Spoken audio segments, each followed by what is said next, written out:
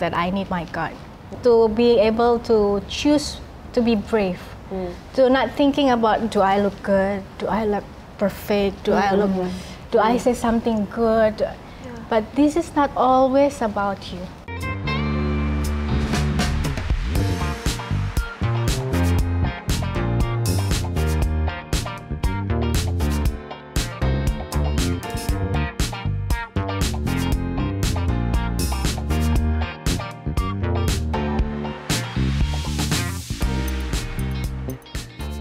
Please subscribe and turn on your notifications to stay tuned to the latest updates at The Powder Room Talk. Hi, I'm JJ Liu. Welcome to The Powder Room with me and my girlfriends Viola Mananta and Regina Wijaya. The Powder Room is where it gets real, and today we're going to talk about how having a polished image is not vanity. I believe most of us deal with some form of insecurities and self-confidence on a daily basis. But how do we work on looking good, yet have a balance between understanding what is a polished image without moving into self-vanity? Today we have with us Mia Radjagukguk, who is the director and co-founder of Innergy Personality. It is a training consultant for communication skills, personal branding, and image branding. With 15 years of experience under her belt, Mia is a professional certified image coach and also a mother of two. She has great passions in helping women discover their personal branding and to live life more confidently. So without further ado, welcome to the Powder Room.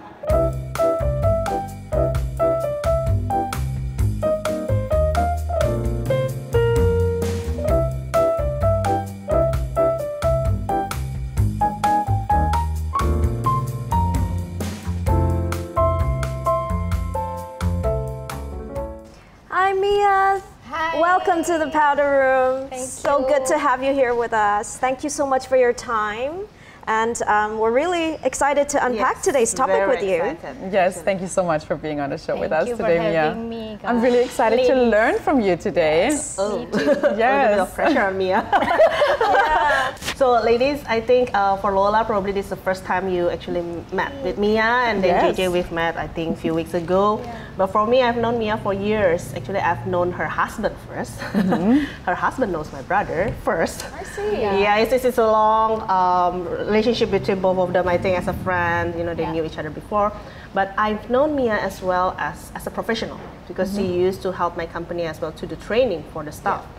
And she was really into personal branding, communication skills, image coaching, like how to look good, how to present yourself very well. So maybe Mia, you can tell us a bit on why you are into that topic, image, personal communication. Okay. Today we are having Boja's bestseller, the crispy porchetta, a classic pork belly stuffed with Filipino-style herbs, and the delicious Thai pomelo salad, a combination of fresh pomelo, watermelon, with grilled prawn in Thai dressing. On the side, we have a Dutch croquette, a homemade bitterballen stuffed with bacon. And not forgetting our dessert is chendol cake, made from pandan sponge cake and coconut milk pudding. Boja also paired their drink for our menu today with Sunny in Fluid, a creamy lychee drink that has coconut milk and aloe vera. And here is Boja Don Q, a fresh mix of ketondong juice with lemongrass syrup and kaffir lime leaves. Thank you, Boja, for this delicious spread. Simple question, but very difficult to answer. Is it a long story? Yeah. Okay. Actually, it's because I just want to share my experience, my life story. Because I was born as an introvert and a shy girl. Oh. And I always have a lack of confidence, actually. Yeah. But there is a moment I just realized that I have to build my confidence if I want to be someone. Okay. So it's not easy journey. It's a very difficult, and I know that I always fail, and I have to choose to manage my insecurity until now, actually. But I know that progress is more important than perfection, right? So back into I love that. Quotes. Another quote Yes. for us. Yes. We love quotes again. so it was I think 2009 when I got a job interview as a general manager, but it turned out to be as an image consultant as well. Okay. So I never imagined that I will be as an image consultant, but I know that day my gut reminded me my desire that I have few years back, that I want to share my life story, my experience, how I manage my insecurities. So yes, I took that chance, and I know that, you know, like, I need my gut. Oh yeah. Like every day to choose courage, to choose to be brave. Because yeah, it's not easy. But and then I realized that all women, all ladies have the same insecurities, right? I have desire to share, not because of I'm perfect, but I know that journey as well. Yeah. Yeah. So, may I ask, what are some of the insecurities that you had that you are still managing? And maybe we all can share, like, what are the ones that you have, Regina and JJ and me? And JJ. I mean, are these securities that you have since childhood, or are these securities that you actually develop maybe only in your adulthood? Can you share some of that? Yeah, actually, I have a lot of many insecurities. I have fear of talking to people. Oh my God, and she is a trainer. That's why Yeah, it that's why sounds I very have to unbelievable. choose. Yeah. Yeah. I cannot just say, hi, how are you? What's your name? To a new person that I've met before, and then I have also insecurities. I have fear to having arguments. Yeah, and I fear of not being listened. Yeah, I think that's Until now, insecurities. even that after you've trained, I don't know how many companies and how many people, even online nowadays, yeah. is that fear of speaking in public Yes. still grabs you every day? Yeah, that's why before I teach or I share in front of people, I always have my me time.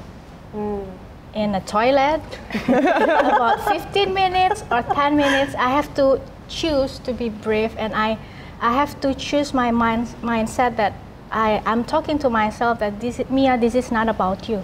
This is not always about you. You have a purpose, and your purpose is bigger than you. That's great. That's so great. Yeah, but I think Yeah. it amazed me, like, you have that kind of fear, and yet you still going through that every day. You still choose to do your job. Yeah. Loving your job, I believe. Yes. If not, you will not stay for what, 15 years as, as a trainer, and have to do that on daily basis. Every time you have to do training. Yeah. And it's shocking, because some people think that after a while you will get into habit, right? That it's just so easy for me to just talk in public. We wish we are, but it amazed me that even after that you still love your job, even you have to battling that on a daily basis. That's why I also always said to myself that I need my gut to be able to choose to be brave, to not thinking about, do I look good, do I look perfect, do I look, do I say something good? But this is not always about you. This is about your participants. This is about your message to them. This is about their life. Wow. So your heart for them, It's bigger and than it's bigger than your fear. It's bigger than your insecurities. Yeah. I would like to say that in the arena of physical, like, insecurities, or in terms of how I looked, I have been very blessed ever since I was young. I never had personal issues. Like the way I look has never haunted me. Even when I gained like 25 pounds in university, because it was my first time, living in winter. And if everyone knows, I love eating, and that combination is not good, and that's how usually in America people joke like, oh, you gain this thing called freshman 15, which is every freshman gains 15 pounds, but I kind of outdid everyone, and I gained 25 pounds on a 5-foot tall frame, and so I went from this. I still remembered a friend one day. While I was waiting for the T, which is like the subway in Boston, and he was much older than us, and he said like that it was a sophomore year, and he one day walked up to me and my other best friend, and he's like, so I saw the two of you from afar, and I haven't seen you girls for a while, but it seemed like from freshman year to sophomore year, your faces just went sideways. That's so mean to that say was that. and why I'm bringing up the story is when he actually mentioned that, I thought it was so amusing, and I was like, really? So like, was my face like he's like, yeah, it was like this small, like you just became a cake. I was like, oh, right. And actually, in hindsight, inside. How did you not? And that's why I was like, as you were sharing, I said like, it's very rare, and I'm thankful that I found that amusing, and I poke fun at myself a lot for my mini height.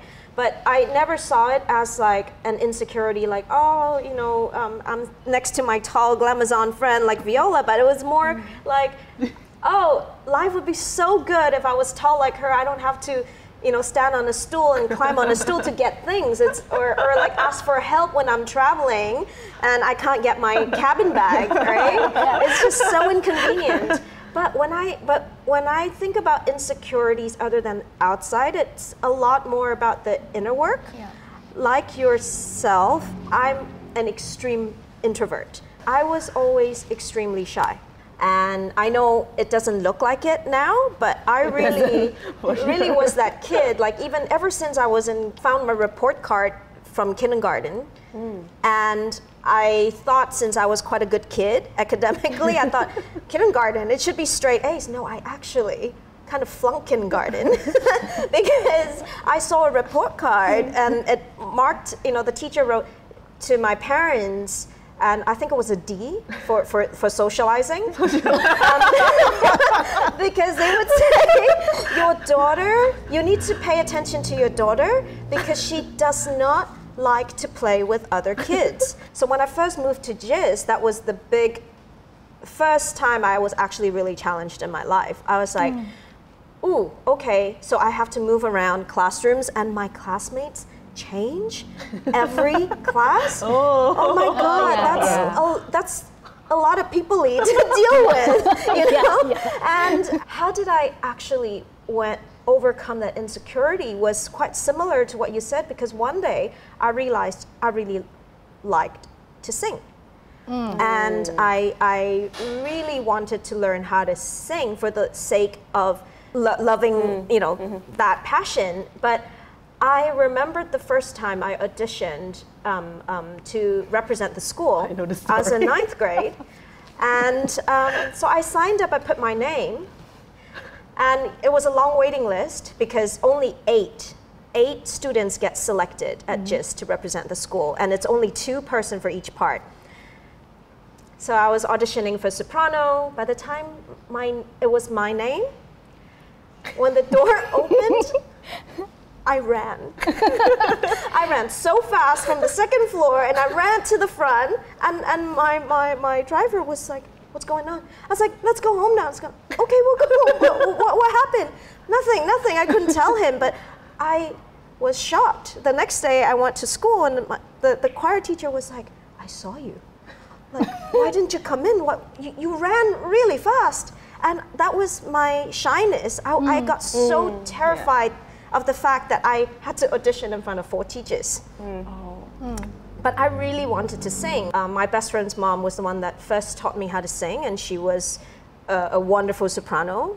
She came from the best, kind of like the Juilliard of Japan, right? And so she taught me, and from that day on sophomore year, I started auditioning, and she sat in the room to calm my nerves, and it made me think about, because I knew I wanted to use my voice. I wanted to use my voice, and she believed in me that I could sing. And that's how I overcame. And the first audition, I made the team. But thereafter, it wasn't like, oh, you know, it's no longer terrifying. It was still a process for me to overcome the shyness. But I knew I wanted to use my voice. And now that, because of that training, because I really wanted it, that goal, like I really wanted it. And so I forced myself to overcome that situation.